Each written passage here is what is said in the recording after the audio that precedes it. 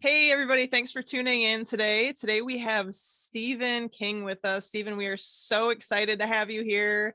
Thanks. Stephen and I go way back, so I'm super excited to touch base with him again and just to, have you on board here, kind of sharing your story, your journey in our Career Day series. So, Stephen, if you could start off with just giving us a little background on who you are, what you do, and we'll go from there. For sure. My name's Steven. I'm about to be 38 years old. Yikes. I am in finance, have been in finance for a long time. It's been an interesting road, that's for sure. I started off in a pretty unconventional way. Basically, was just really, really interested in trading. These days, a lot of people will know about the whole GameStop saga, the whole Reddit, Wall Street Bets forum where all the kids invested in the stocks and became millionaires. Well, something like that actually happened to me back in the early 2000s, before Reddit and the internet was really a thing. I had a summer job. I saved up a few $100s from that summer job, threw it in some penny stocks, which I would not recommend to anybody if they actually want to keep their money. But I got very lucky. It was kind of like buying a lottery ticket, and I put it in the right stock at the right time. And it took off. It went from like 2 cents a share all the way up to many dollars a share, which created well over $1 million for me when right before my 18th birthday, which was pretty crazy. So it was a pretty wild entry into finance. Later on, obviously not knowing anything about finance, I kind of lost all that money. So I would Whoops. definitely say that's probably not the best way to go about it. Because, and again, to your point, that was a really tough time for me in my life. I actually, I had been really successful when I was young, and then there I was kind of in my 20s, and I had fallen flat on my face. And it was sort of like, I felt like I was really behind in life, and I really didn't know what to do. Um, but I kind of just kept on. So I decided to go back to school. I went to community college at first. Honestly, I had dropped out of high school because I didn't I never finished high school because I made all that money, and honestly, I was terrible in school anyway. I literally couldn't even pass out like basic algebra in ninth grade. So I was totally freaked out to go back to school. But it was wild. They started me off in some remedial courses, and I found out, like, actually, I'm pretty good at this. Like how you do in high school, I feel like is not at all how you're going to do in college. Like, I feel like they're totally different things, especially for people who want to like go back to school. It's something that sounds like super intimidating, but it's not at all. It honestly lifted me up out of um a lot of depression and anxiety and all kind of things that I was going through at the time. I got married. Unfortunately, I got divorced because of all the volatility and all the craziness in my life. But anyway, after going to school, I actually decided to kind of settle into finance as a real career, like as an actual career. And that was really fun. And I would definitely encourage anybody who's interested in finance or sales or anything like that. It's a great industry to go into, and it's very lucrative, and there is a huge outlook. Job growth for that right now is insane. They're always looking for people. You don't even need any college degree really necessarily to get into it. Even you really, all you need is a high school diploma. But obviously going to college does help. So Yeah. Yeah, for sure. Well, yeah, thanks for sharing your story, Stephen. It's interesting to hear kind of the ups and downs of the journey, right? Because I think yeah, the yeah, society life where can we be live, crazy. yeah, like we see all the success, right? But we don't see all the steps that it takes to get there. And so I love, That's the thing too. Like, you'll watch all these talks on like TED Talks and everything, and everybody will talk about, oh, in order to be successful, you have to fail, or there'll be these inspiring quotes, in order to double your rate of success, you need to double your rate of failures. And it's like nobody ever tells you how hard failure really is. I mean, when you fall flat on your face, there is nobody there that's like reading you inspirational quotes. I mean, you're in your room alone in the dark with the windows like drawn in your boxers with Cheeto dust like all over. And like it is not, you know, there is nothing like romantic about failure. Like, yeah, but you do though. I mean, that's life, but nobody really, I think, ever tells you, nobody ever told me at least how hard it really can be. So Yeah. Wow. That is something. I mean, you're right. It's easy to look at those quotes and be like, oh yes, we're going to fail often so we can yeah, succeed and yay. Right. And I think it's great. I think it's great to bring awareness to failure because that's a real reality of it where many people, when they do fail, they think they've done something wrong, but you're just trying different things until something works. So failure is a part of the process, but yeah, I guess maybe you don't realize what you're in for. When you try, it is going to be difficult and you're going to have to go through a lot of hurdles and obstacles to get where you want to get. yeah, because it feels like when you failed, you look at all the other stories where people failed, you know, and then were successful, and you think, well, you know, yeah, they failed, but it wasn't like my failure because you know, to you, it's very personal and it really, really, really stings. And it's really easy to get caught in this trap, I think, mentally of like, you know, okay, yeah, I mean, I get that like all these other really successful people failed first, but mine is different. Like I actually failed, like I'm done for. Like there's no way that I'm ever going to be successful. Like there's just, but it's like you don't realize like actually everyone who was successful felt all those same feelings like at some point, and maybe for a very long time too. The whole thing is though they didn't give up, and that's the whole thing is you just can't give up. Yeah. And you know that's another thing that can be tempting to do sometimes is give up. And I'd be lying if I didn't say that, you know, there were some points in my life where I didn't, you know, look up at the sky and think, you know, what am I even doing here anymore? I've like, and, you know, and things happened, you know, even recently with COVID, where it was just like, oh my gosh, is this ever going to end? You know? But I think again, it's just important during those times to, you know, for me, I always just look back on, okay, I've been here before, and I let my mind get really creative too. It's like, I don't know if you know, but I recently moved out to California. I'm from the East Coast. Ooh. But so after COVID, I just decided, you know, okay, so I may have failed in this one area, but life, there's still so much out there in the world. There's still so much to do. You could literally move to a new city, change your name, and reinvent yourself. Mhm. And you know, I would definitely recommend San Diego if you're going to do that because it is a beautiful place. You can go surfing.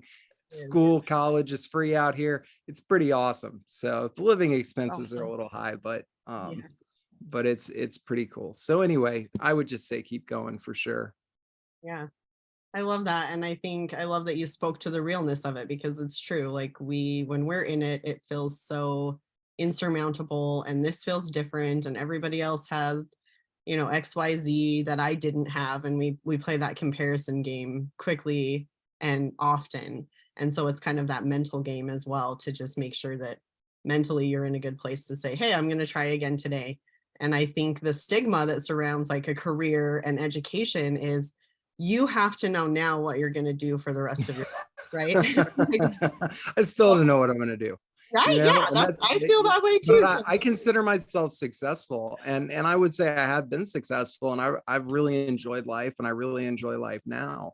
yeah, But you know, it's okay to not know what you're going to do or to change paths later. The yeah, important thing is to get on a path. yeah, You know, that's really the important thing.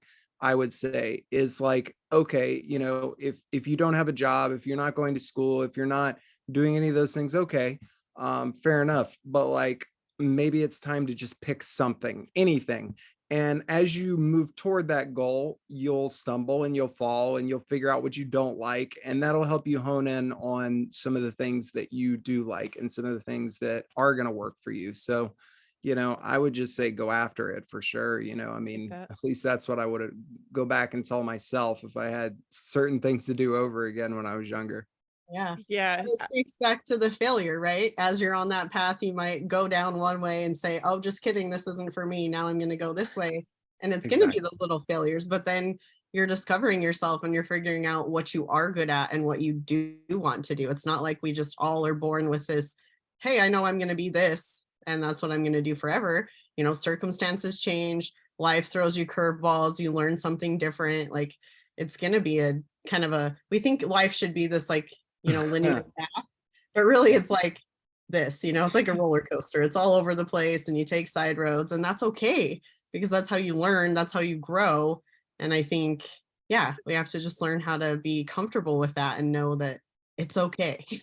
Yeah, So no, you I couldn't agree more. And I mean, definitely take it from somebody who's like seriously failed. I mean, we're not just talking like a little failure here. I mean, this was like, I made a lot of money. A lot of people were depending on me.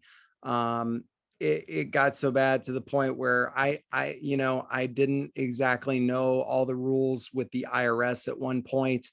And when everything kind of went down in the market, I went into debt as a young kid with not even a high school degree, $170,000 in debt.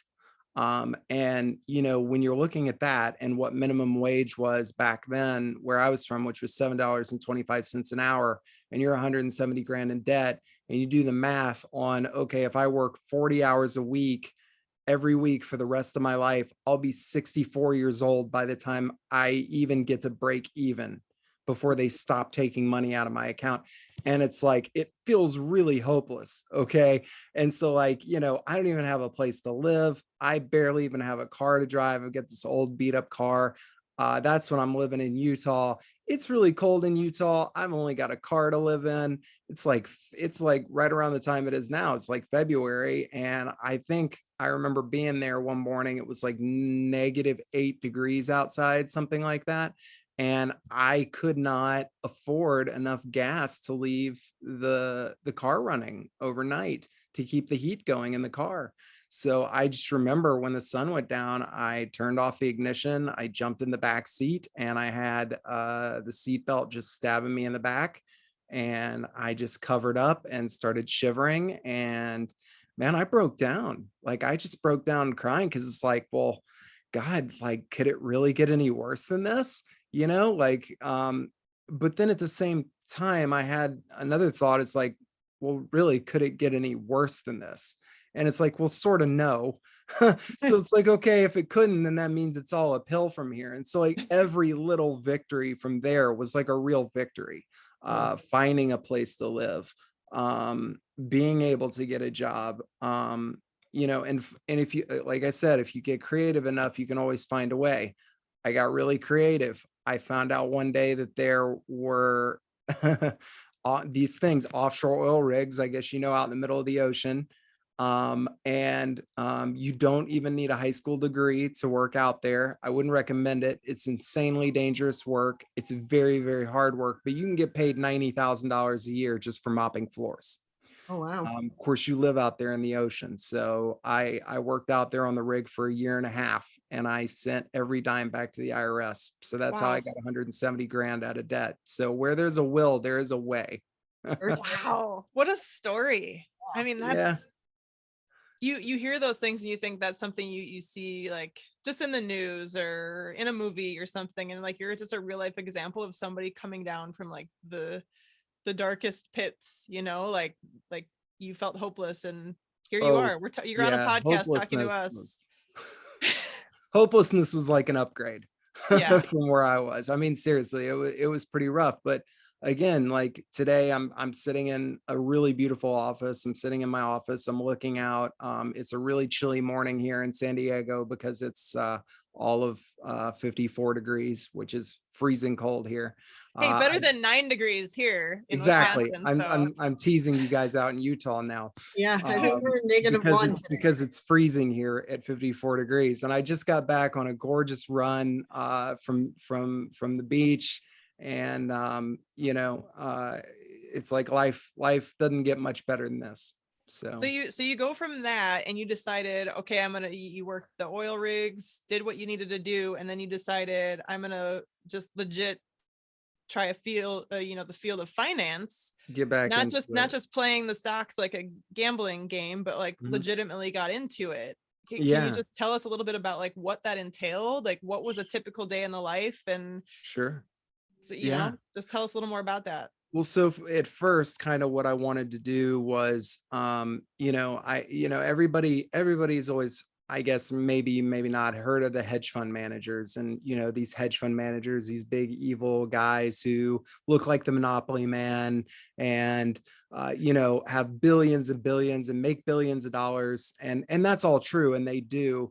And so that's what I wanted to do, but I kind of wanted to throw a little twist on it. And I grew up somewhat religious, but I'm not so much now that I'm older. But it's sort of when I grew up, they had this whole philosophy of tithing, and the church talked about, you should give 10% of what you earn to charity. And I've always been really into wanting to help people and wanting to give. And I always thought, man, it would be really cool if you could make enough money to give 90% away and you still made so much money, you could live off of 10% instead of giving 10%. So I created a hedge fund based on that. And I found some people that would be investors. And basically I took their money from them and I would charge them a fee. In the industry, they call it a 2 and 20 fee. So basically, if you think about this, if I take and invest $1 million for somebody, the 2% is the first fee they pay me. And that's just 2% of everything I manage for them. So if it's $1 million, I get to keep, 2% of that, which is $20,000. Then there's another fee. It's called a 20% fee, and that's a performance fee. So anything I make them that year, I get to keep 20% of that. So if I make them a 10% return on $1 million, 10% on $1 million is $100,000. So I would get to keep 20% of that, which would be another $20,000. So in total, I would make $40,000 for every $1 million. Now, there are a lot of hedge fund managers out there that have hundreds of millions, hundreds of billions, and even trillions of dollars under management. So again, that's why some of these guys are literally making, I think one of the biggest hedge fund managers right now, BlackRock, makes $4 billion a year. That's his take home pay. And my whole thought was, okay, even if I only make 400 million a year, I'm pretty sure I can live off 40 million a year, because that'd be 10%. And if I can't live off 40 million a year, I probably got some bigger issues than money, So I did that, and I was successful for a while. I wasn't making 400 million, but I was doing pretty well. And we partnered with charities like Charity Water that tackles the global water crisis. We partnered with children's hospitals, addiction and mental health issues, because I've personally dealt with some mental health stuff myself, and was a big deal for me to get back to that. And we really helped out a lot of people for a while. Unfortunately, COVID happened, which kind of knocked the fun down a bit. And now I'm more and I switched more over to actually working for brokerages like Charles Schwab and banks like Wells Fargo and JP Morgan Chase. So, and then that's a totally different industry of finance too, than actually being a hedge fund manager. So that's more sales. If you like sales, I would say definitely go work for a corporation, because they can teach you everything from the ground up in there. So for sure.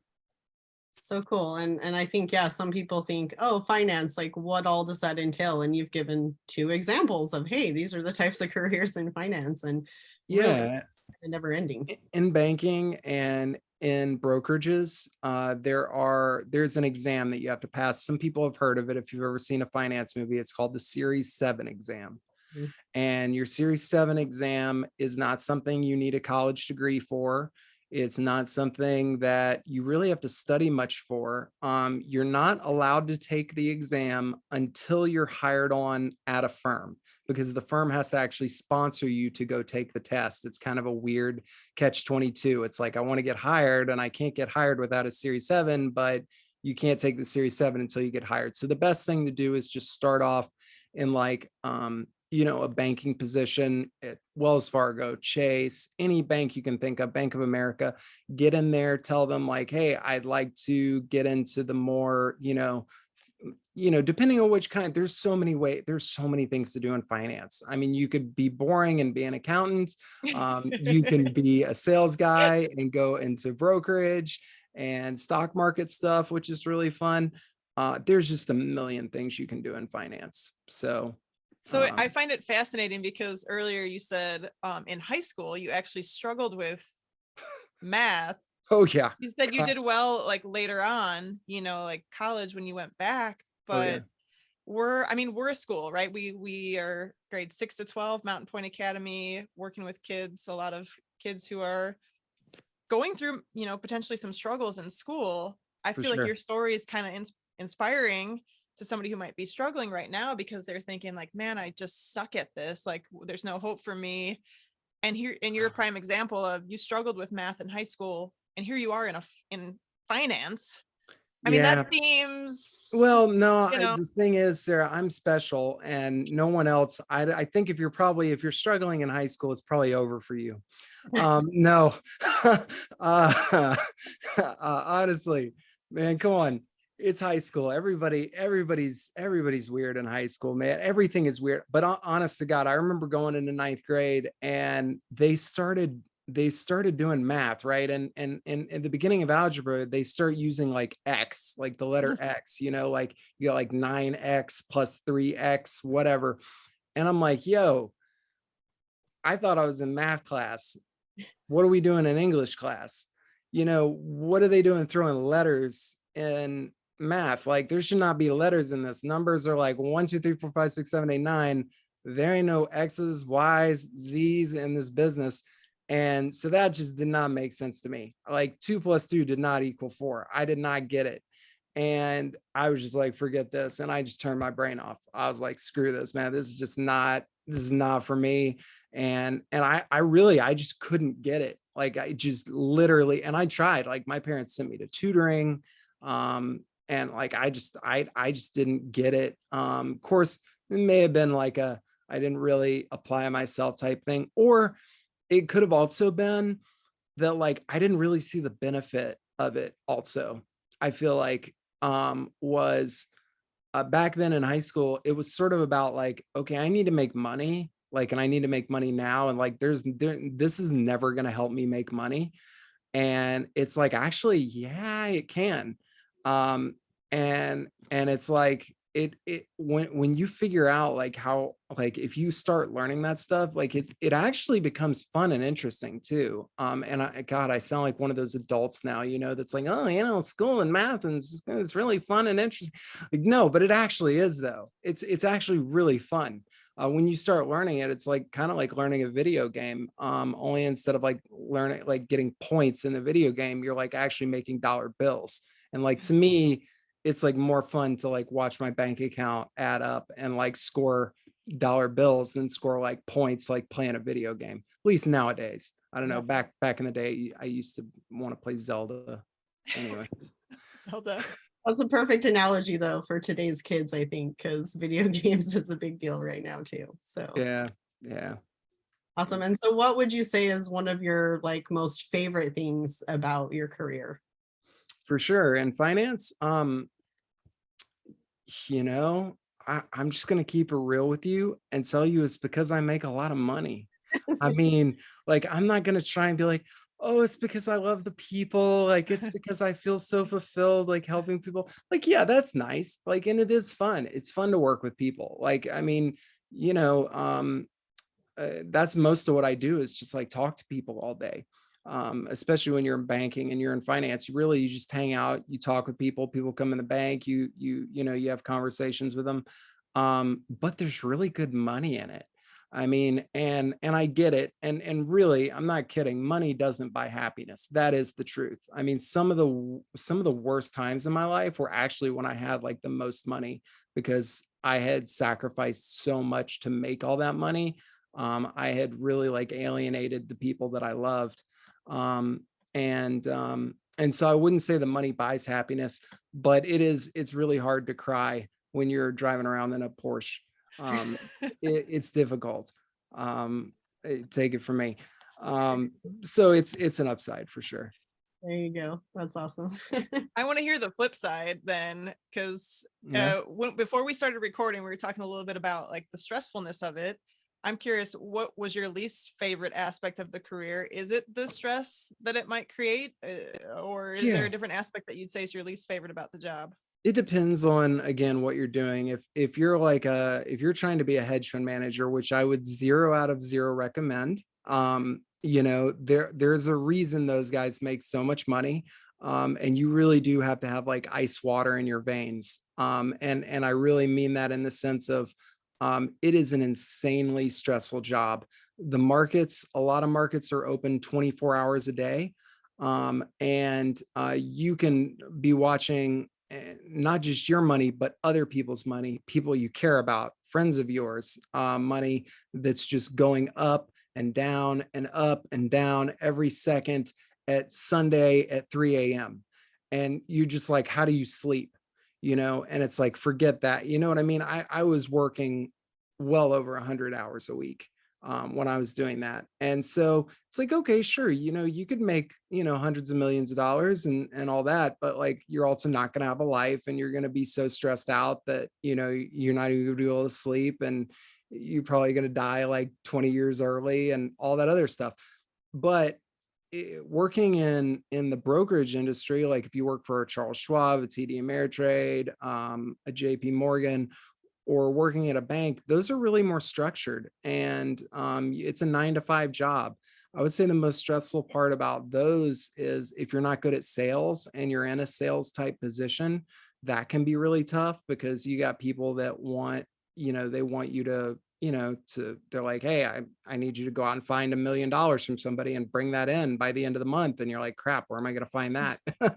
So that can be stressful, but it's nothing too major. It's nothing that you can't handle. And there are a lot of non-sales positions in those too. So you don't have to go into sales. But for me, that would be a little too boring. That's just me. Well, and that speaks back to the point of like finding what you're good at and what you enjoy doing, right? And that's going to be different for everybody. Some Totally. people thrive on sales, and others it like psychs them out and probably causes way more stress than is necessary.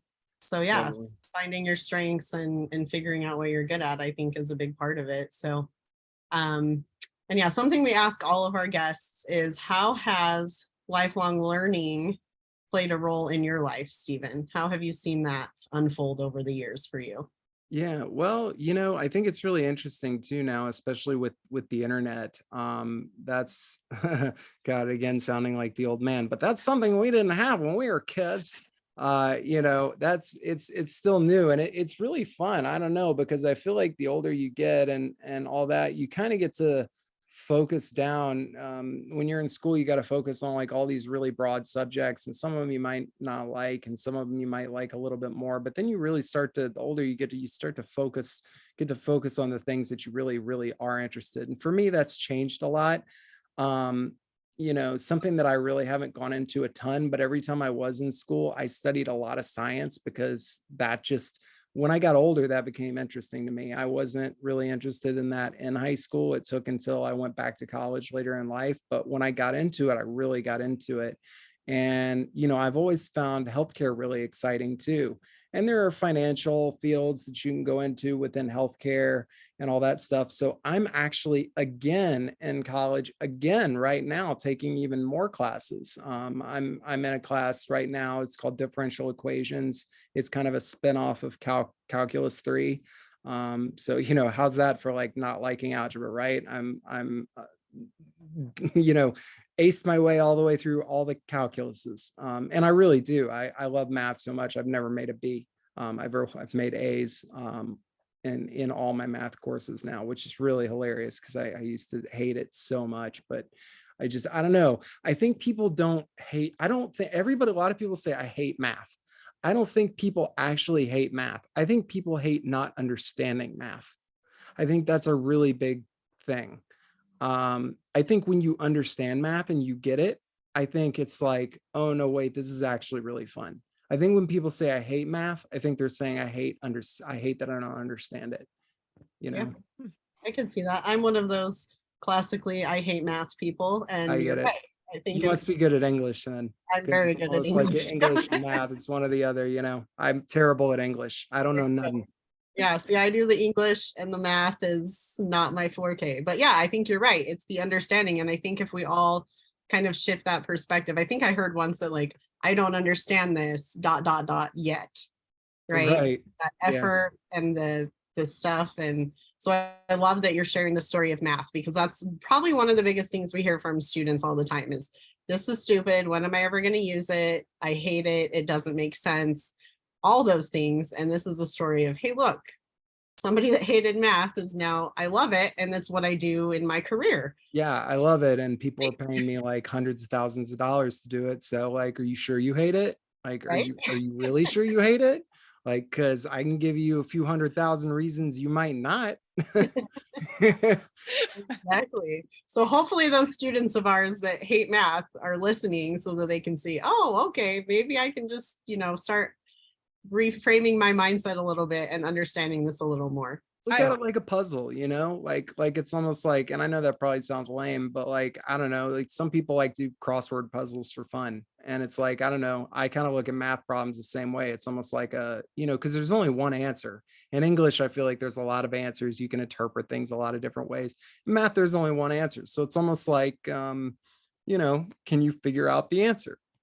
It's fun for me. So you just kind of turn it into a game or whatever. I think one thing that we've talked about this before on the podcast too, but a lot of students lack context, and you touched on it a little bit before. The subjects aren't always presented in a relevant way. So when you feel like this doesn't apply, or I'll never use this, or this is pointless, then it's a little bit more difficult to really get into it, because it just feels like busy work for the sake of busy work. And why am I doing this? True. So. Like, I mean, you definitely need variables. Like, look, I went out on 3 different dates this week. That's variable X, Y, and Z right there. And I have to calculate. So like X plus Y plus Z equals $400, which is what I spent. And if I know Y equals 4 and Brenda equals 200, then I need to figure it now. So, I mean, it's helpful. Like it's just helpful. Whatever. So That's awesome. That is so funny. Analogy. Awesome. Well, you kind of touched on this already. Like you said, if I could go back in time and tell myself, this, what advice would you give yourself? But is there any other parting words of wisdom you have for high school students as they're trying to figure out what career might be a good fit for them, or if they're specifically interested in finance? Yeah, I mean, if you're specifically interested in finance, I mean, I would just say get started, when, as soon as you can. You don't need a high school degree or a college degree for it. So if you're freaked out about going to college, you don't need to. I know a lot of people that go into finance as soon as they're done with high school, and 1, have been very successful without going to college, or 2, have been really successful in finance. And then years later, they discover like, oh, if I go knock out this college thing really quick, I could be making like a lot of extra money per year. And then they will actually pay for you to go to college. Like banks and financial institutions actually pay your college tuition so you can go for free, and then they'll pay you to do it. And then you're basically getting paid to go back to school. And then as soon as you're done, you make like twice the money. So anyway, I would just say, get into it, pick something and go for it. And if you don't like it, that's okay. You can change your mind, but pick something, Yeah. It's good advice. Awesome. Well, thanks so much for joining us today, Stephen. We appreciate all of your insights and stories, and we appreciate you coming and sharing with us. 100%. Well, it's good to talk to you guys. Good to see you again. You too, Stephen. All right. I'll see you Cool. later. All right. Take care.